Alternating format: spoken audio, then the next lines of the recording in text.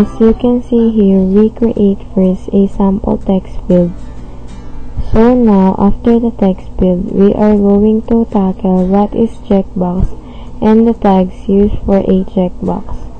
But before that, first, open the page source of our web page. Then, type gender, because we are using checkbox to classify the gender of our visitor, and under the gender is the checkbox tags.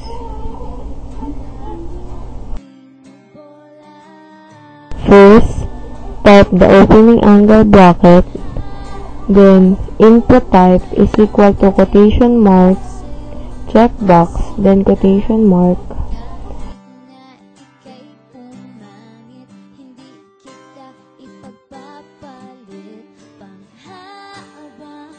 After the input type is the name, is equal to quotation mark, gender, then quotation mark.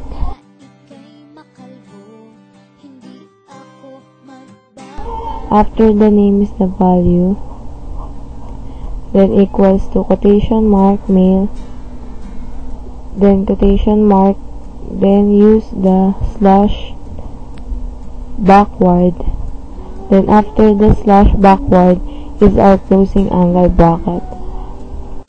After the closing angle bracket, we are going to type the male. It is used to label our checkbox. Under the male is our checkbox for female, so we have to type again the opening angle bracket, then input type is equal to checkbox.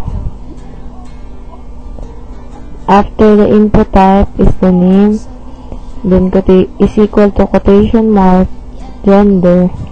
After the name is the value, which is female. Then after the value is the backward slash. After the backward slash is the closing. Under the closing angle bracket, we are going to type the label, which is female.